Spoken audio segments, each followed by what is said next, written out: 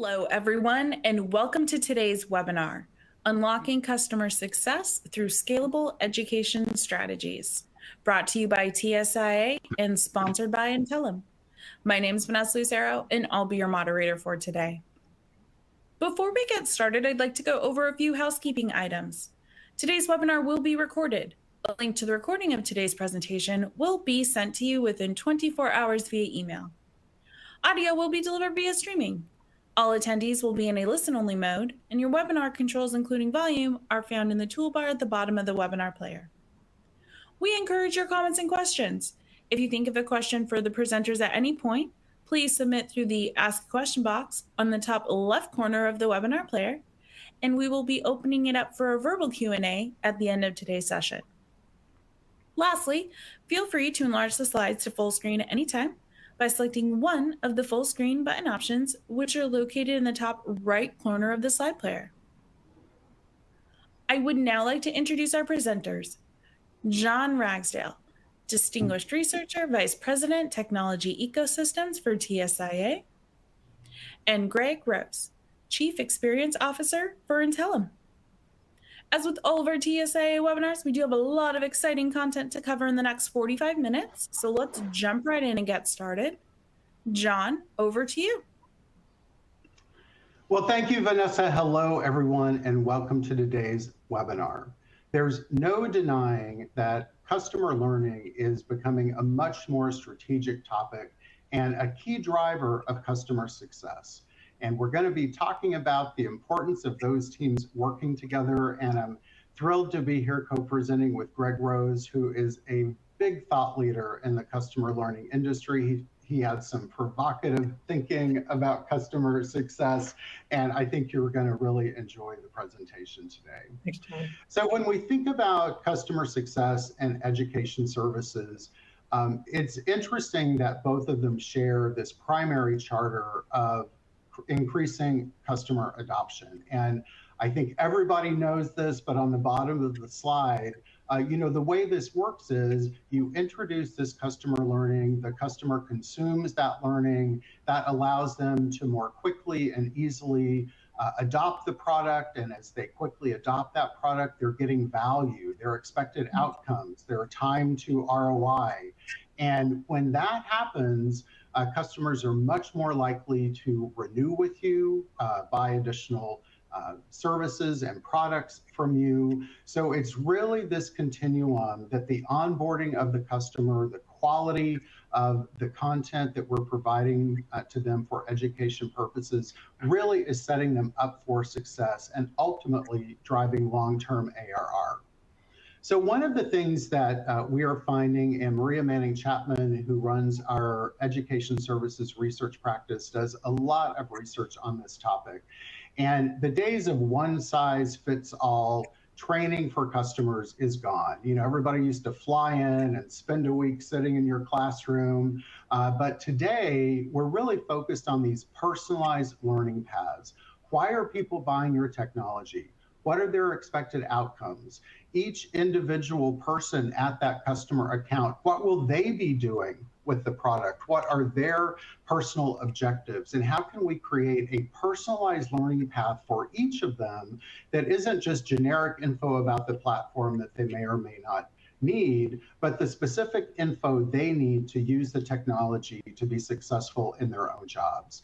And we are seeing that increasingly companies are mapping customer journey to the training so that the onboarding is really contextual to that customer. One of the issues is that we don't always have a lot of visibility into, are the customers consuming the learning that we have prescribed? 45% say they have no visibility into if customers are actually consuming those learning paths that we're prescribing. 33% of companies have been able to correlate successful customer onboarding to positive renewals. And that doesn't mean that the other 67% aren't having that. It's just that they're having a difficult time measuring it because they don't have enough data.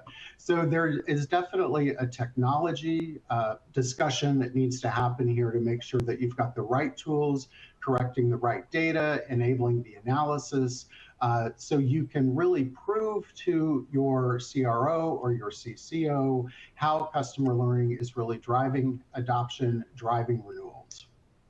So we do have data showing that correlation. So I would really encourage all of you to start doing this calculation for yourselves.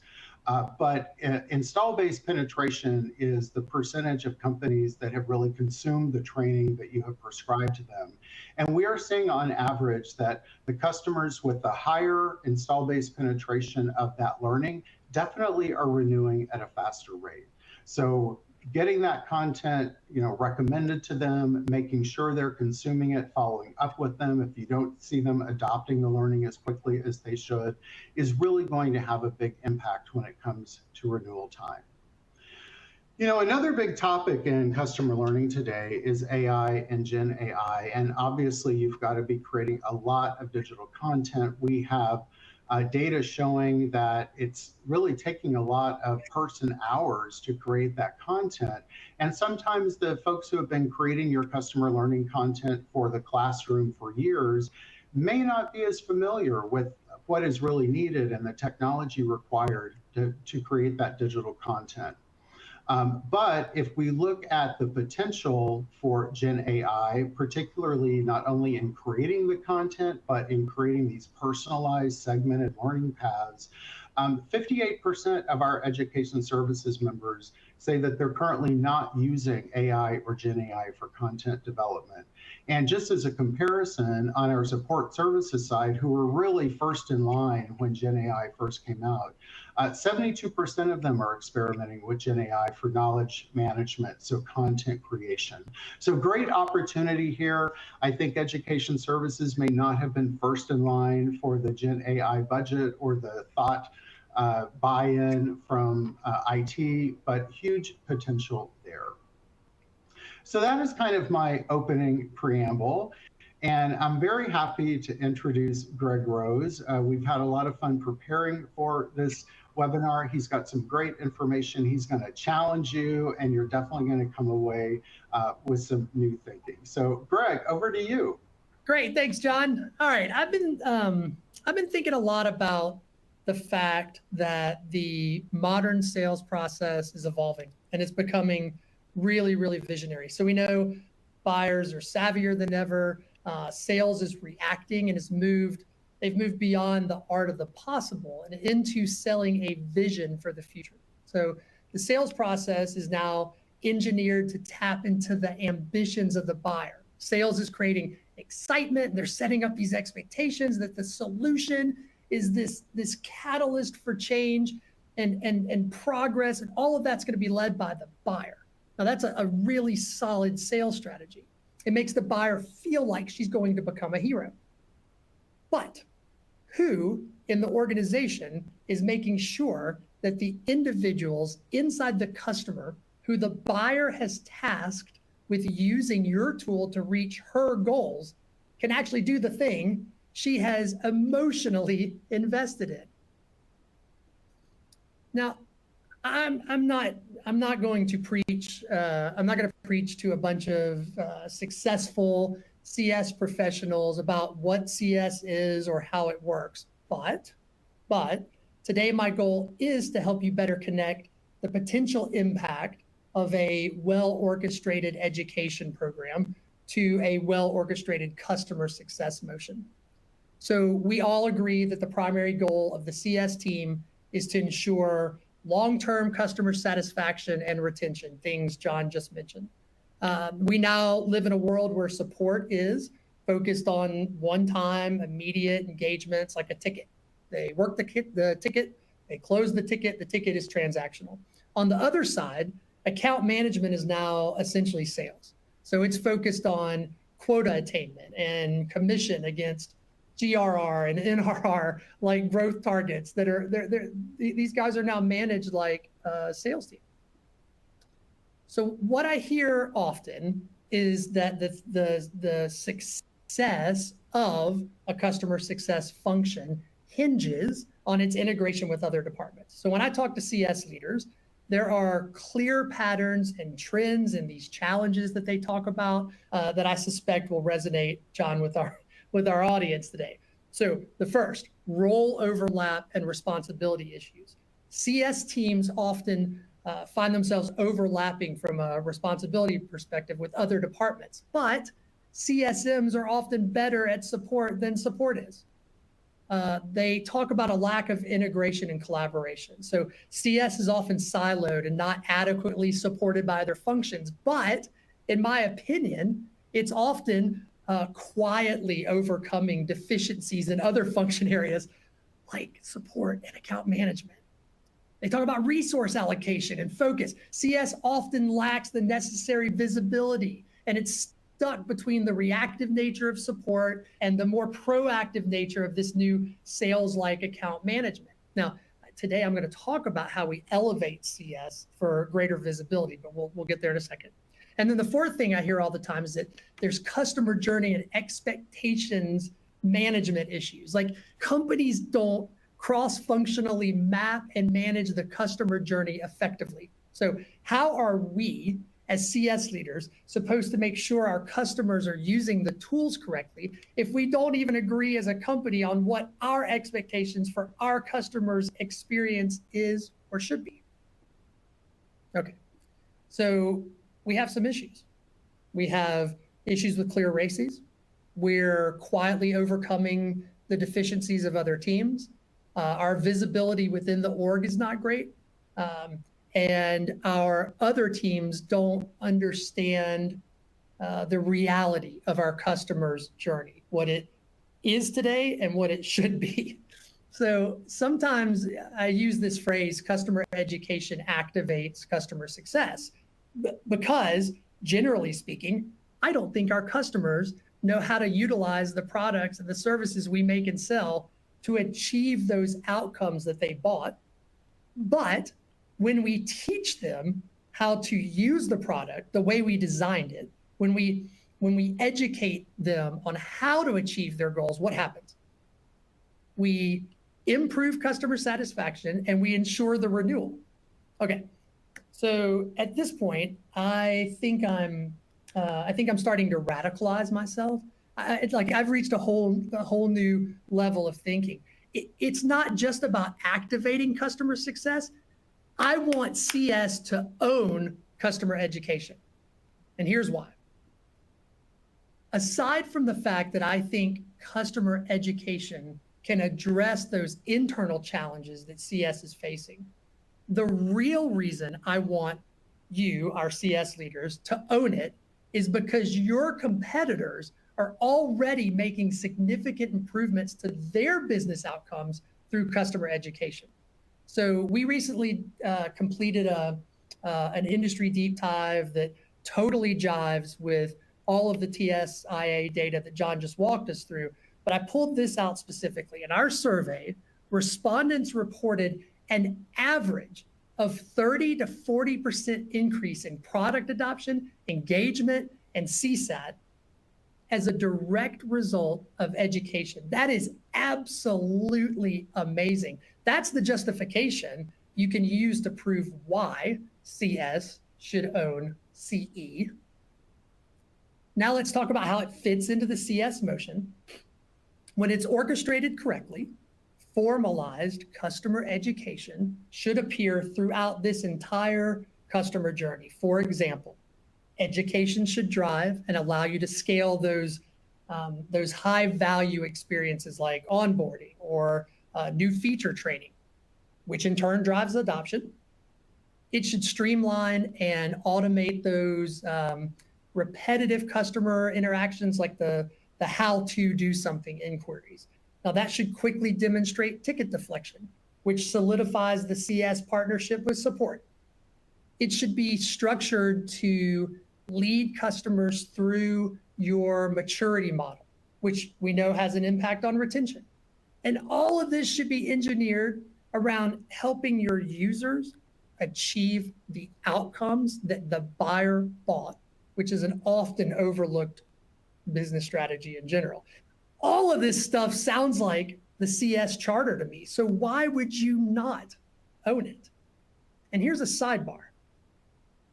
Some forward-thinking companies are even pulling education up front in the sales process to train better potential customers. They are legitimately tracking EQL, an educated qualified lead, which, if you own education, brings CS leaders to the revenue creation table, a place that I think we all need to be right now.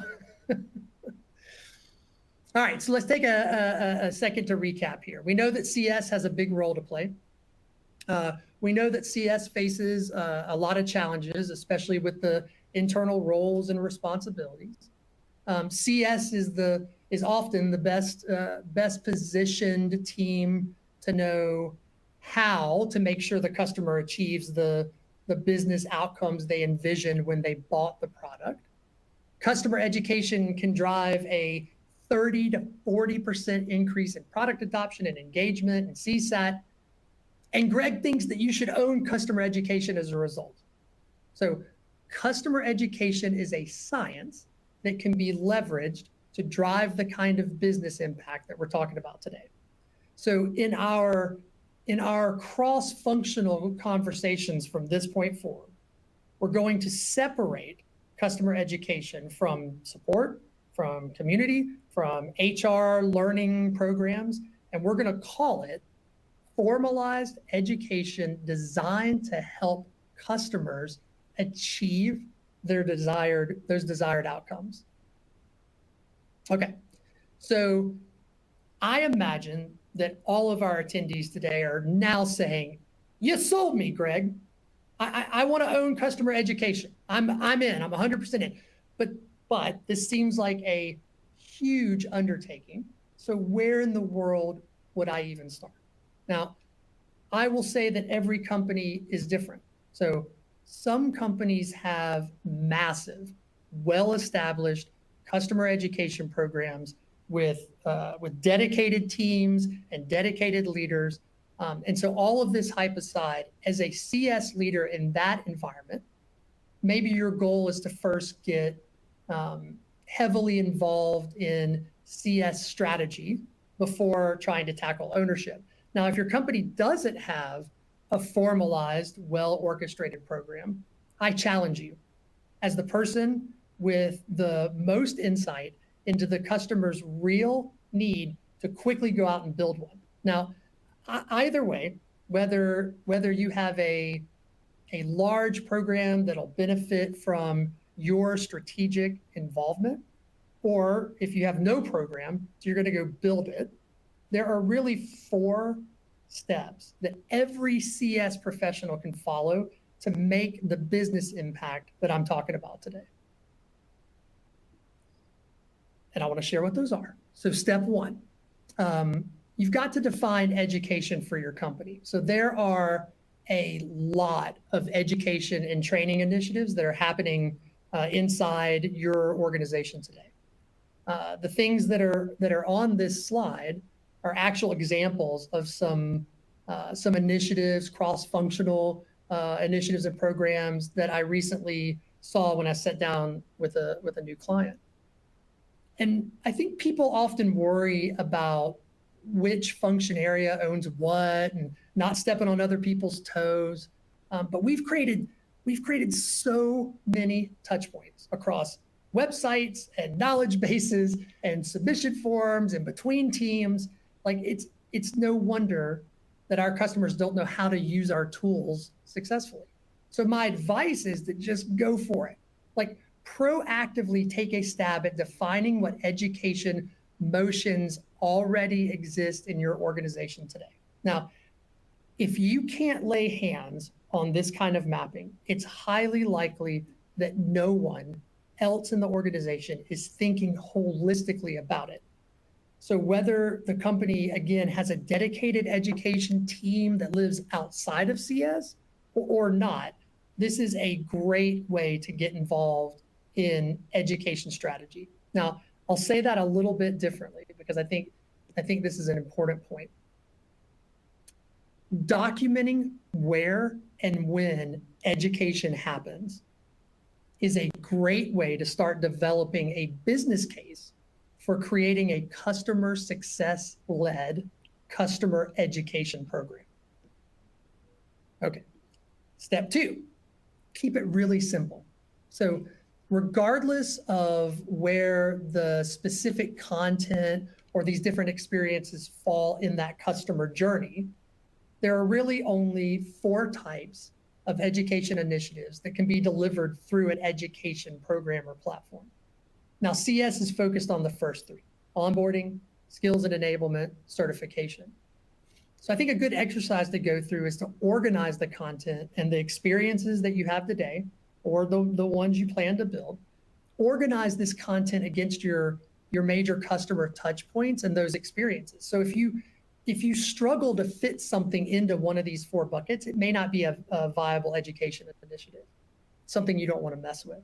So for example, a good rule of thumb is to keep marketing materials, keep those marketing materials out of the education environment. Now, I am a former marketer.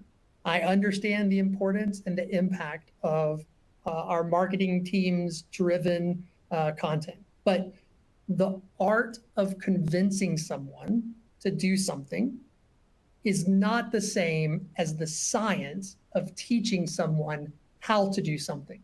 So honing in on those initiatives that are educational in nature is an important part of this process.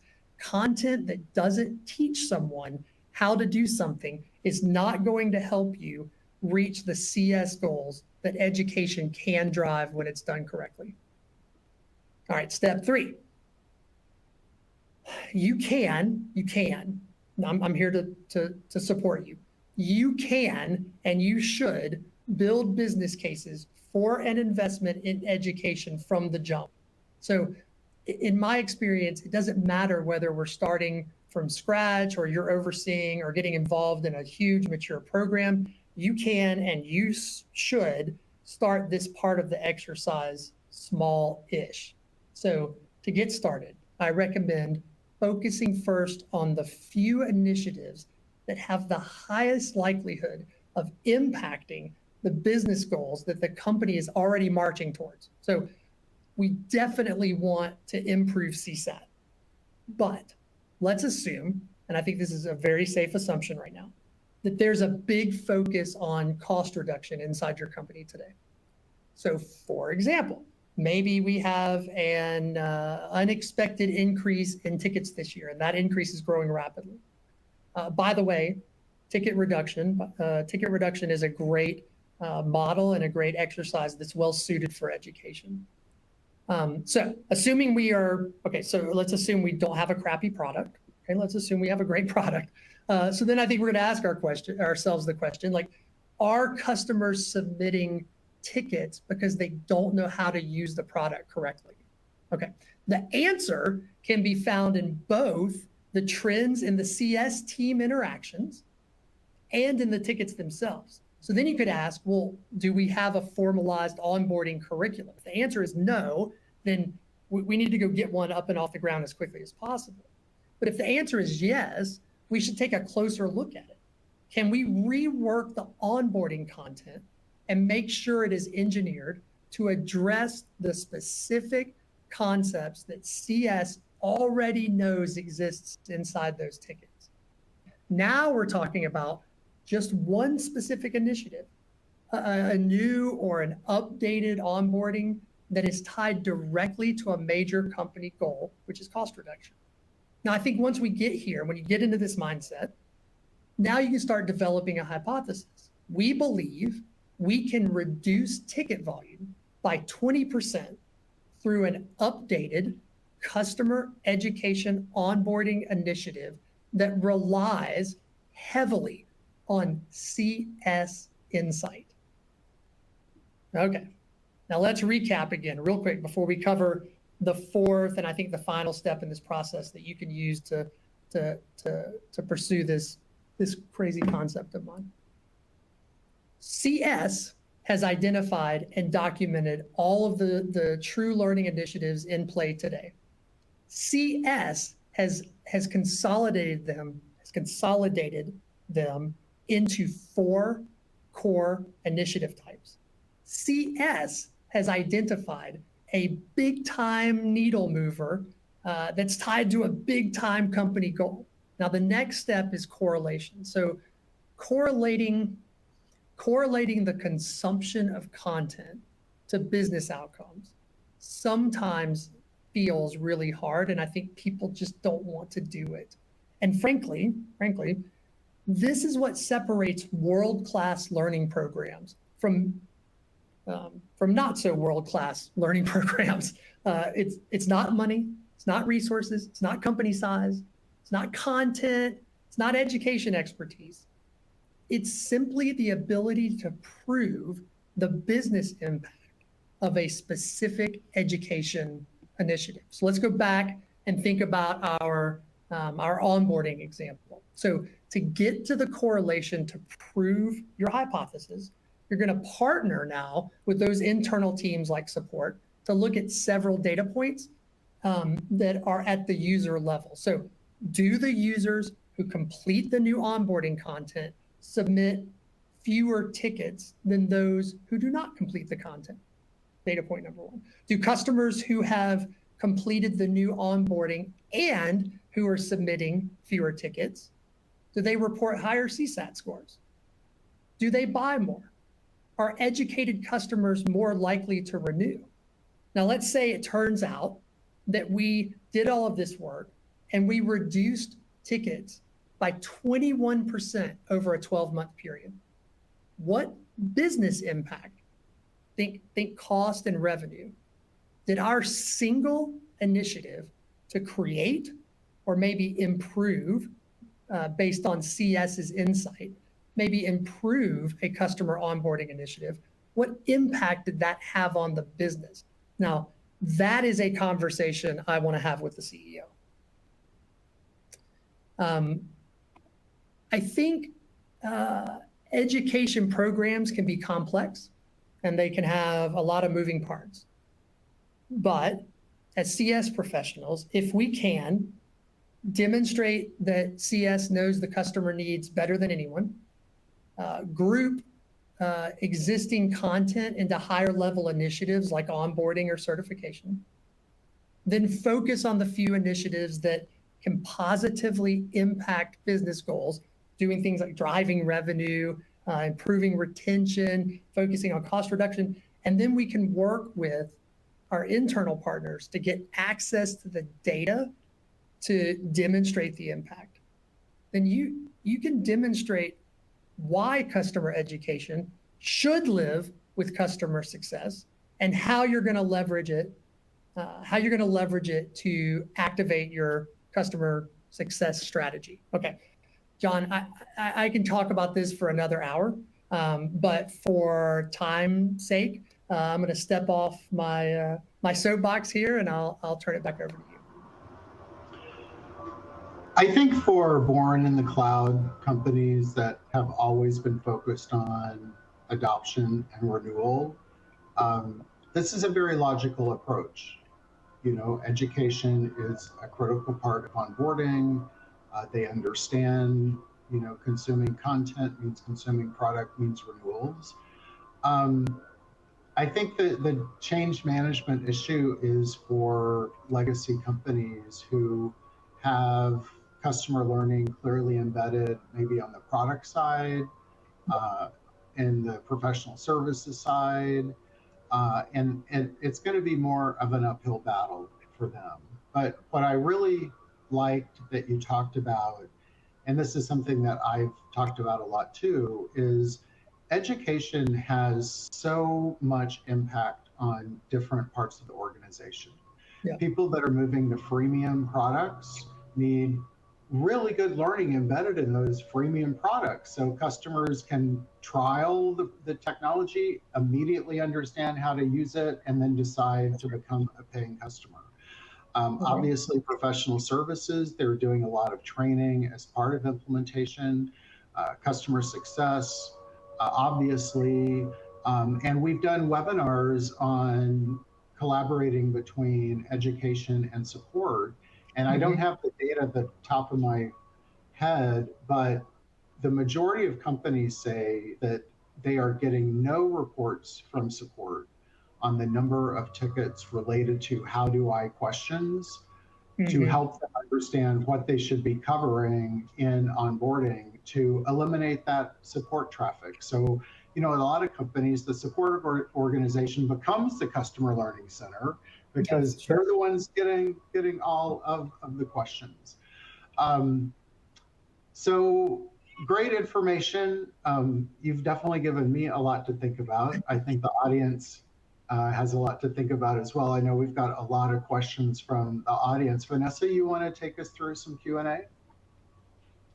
Perfect. Yeah, thank you both so much. And just as a reminder, if you have a question for Greg or John, please put it in the Ask a Question box in the upper left-hand corner of the player, and we are going to get through as many questions as time allows.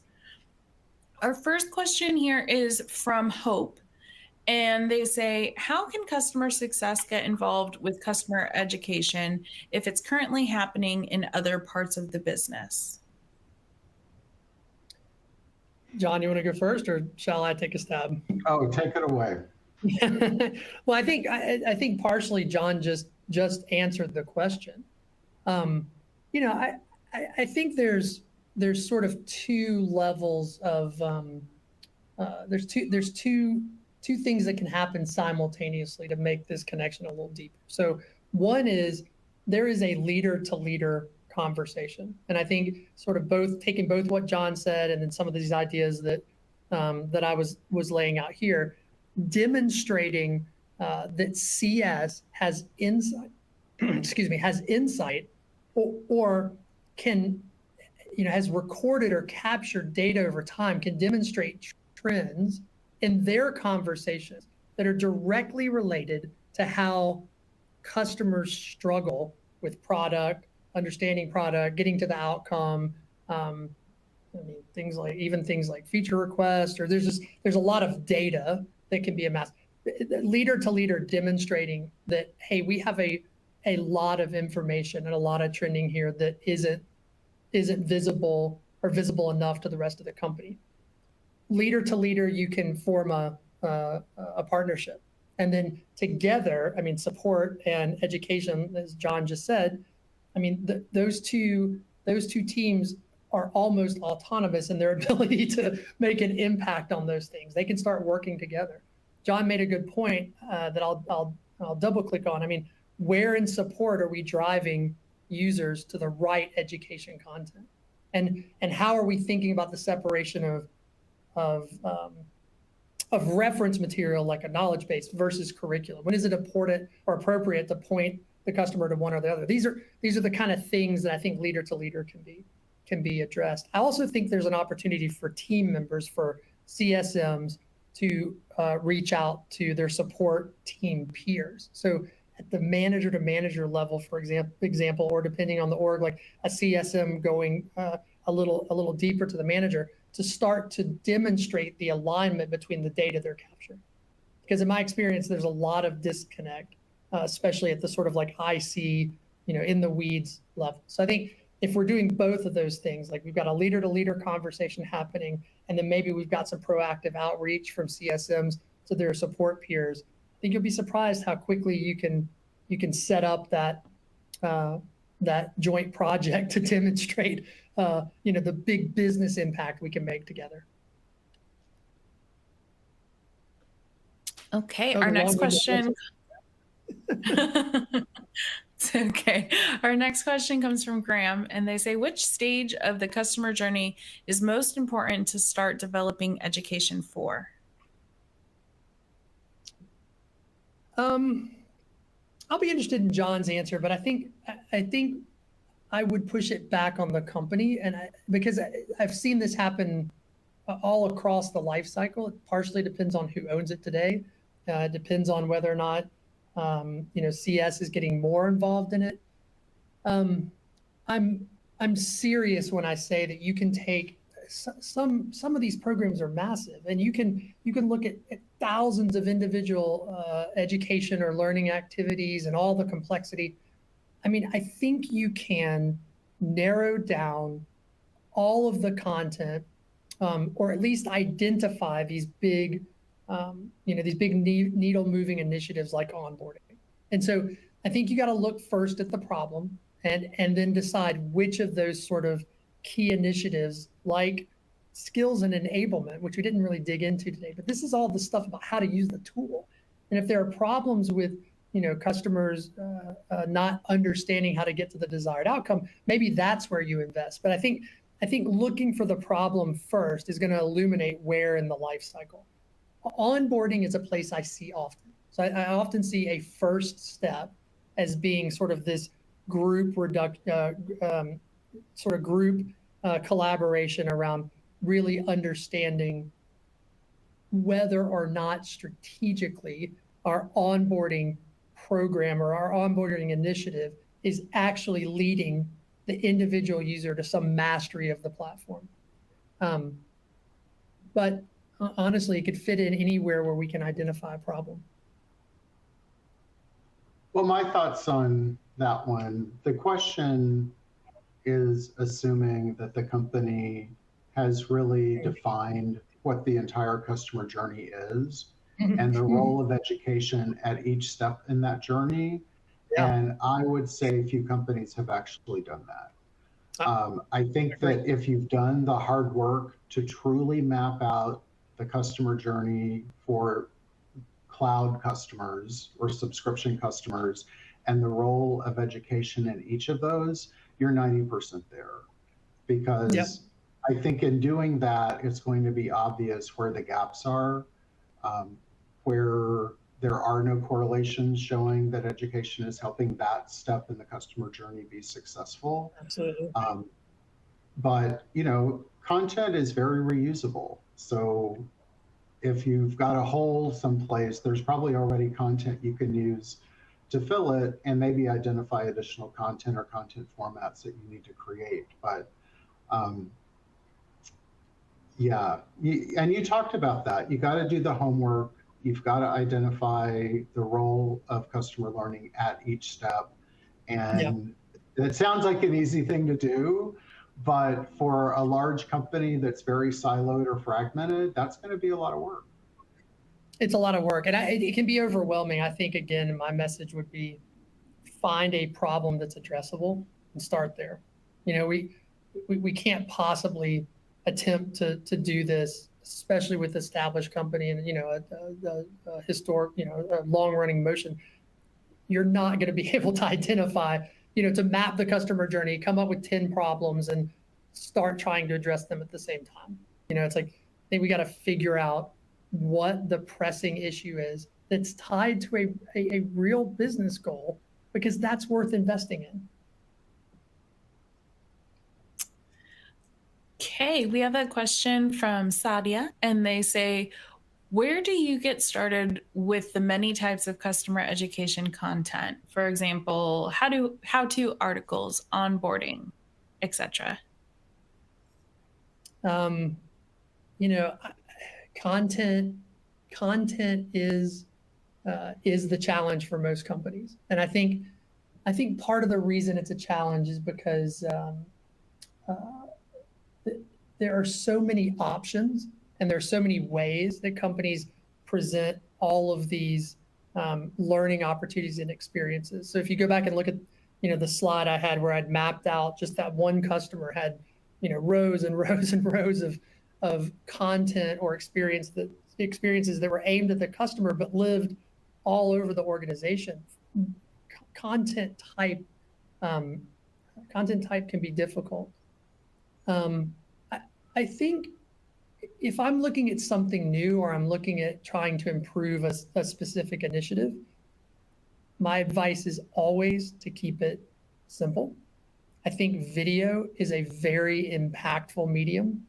I think we can make video without spending a tremendous amount of money or seeking some huge investment from the business that focuses on actually the science behind teaching the person how to do the thing. You can make a big impact with a fairly small investment. Now, once you know it's working, you can continue to iterate and improve. But I think video can make a huge impact. John mentioned this at the beginning of his talk track. I think on a daily basis, we're experimenting and maybe more importantly, reviewing the results of the impact that Gen AI is making on content creation. And I think if you don't have a strategy today for how you're incorporating that into your work stream, you are probably a little behind. And so I would say that's another place to focus. John, I'll hand it off to you. Yeah, I've got a kind of a higher level question for you about really content creation and presentation. So if we have time for that, we can dig into that later. Okay. Well, let's get in at least one more question here. This one comes from Nancy, and they say, what kind of skill sets do you need to start building out a formalized customer education program? So at the highest level, when we look at an existing team, or if this is new for you and you're starting to do the research about what to do, the most common term you're going to hear when you start talking about content is instructional design. Instructional designers practice this science of developing content that is geared towards working an individual towards mastery of a concept. There's an entire field of study dedicated to this, and it is deep and it goes very broad.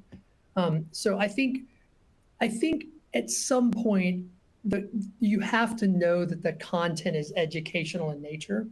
And if you're not an instructional designer, then you have to rely on resources that do understand instructional design. Now, my caveat to that is it doesn't always require an investment in instructional design to either make an improvement to content or to create something new. If we're looking at this from the lens of CS, I believe customer success knows better than anyone where the holes are in the customer experience, because you're dealing with it every day. And then there's always going to be this disconnect between support saying, hey, our tickets are green because we opened it, we addressed it, we closed it. And account management being like, hey, we're going to go after the renewal now, and the customer's upset. So CS sits in the middle of that, trying to sort of maneuver. I think you've got the vantage point to see where the holes are. I think sometimes we overcomplicate education content, especially when we're trying to make an improvement or start something new. I would say, again, that video can be a great entry point to just, creating things that are geared towards, getting the user to understand a specific, a specific concept or aspect of the product that you sell. Read this, watch that is sort of a model in my head. You can create simple pages or courses is a term that people use a lot, but that term is very flexible these days.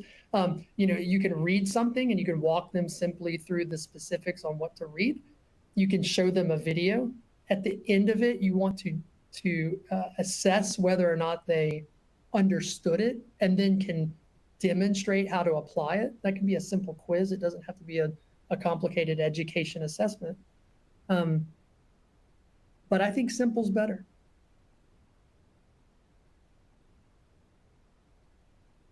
Okay, well, unfortunately, we are pretty much at the end. We do have a comment here, though, asking what your question is, John. So I'm wondering if we can just go ahead and squeeze that in really quick. The people are curious. I think probably a topic for another webinar. We've mentioned the fact that they're struggling to create digital content. We're talking about they're struggling to get consumption information. The one thing we didn't touch on today is what Intellum provides. And in the past, you had to have a separate content creation platform, a separate learning management platform, a separate learning experience platform. So maybe next time you're on the webinar, we can talk about the tech stack required to deliver this and how you can now buy everything from a single vendor. That is true. So the Intellum platform does all three things that John just laid out. And in my opinion, the most important aspect of all of this is the individual user experience. Now, lots of things make that experience up, both the platform, the technology they're using, and the content that they're consuming. So there's definitely a conversation to be had around how those things intersect. Okay. Well, thank you both so much. And since we have come to the conclusion of today's webinar, just a few reminders before we sign off. There will be an exit survey at the end, and we'd appreciate if you could please take a few minutes to provide your feedback on the content and your experience by filling out that brief survey. And also know that a link to the recorded version of today's webinar will be sent out within the next 24 hours. Thanks again to our presenters, John and Greg, for delivering an outstanding session. And thank you to everyone for taking the time out of your busy schedules to join us for Unlocking Customer Success Through Scalable Education Strategies, brought to you by TSIA and sponsored by Intellum. We look forward to seeing you at our next webinar. Take care.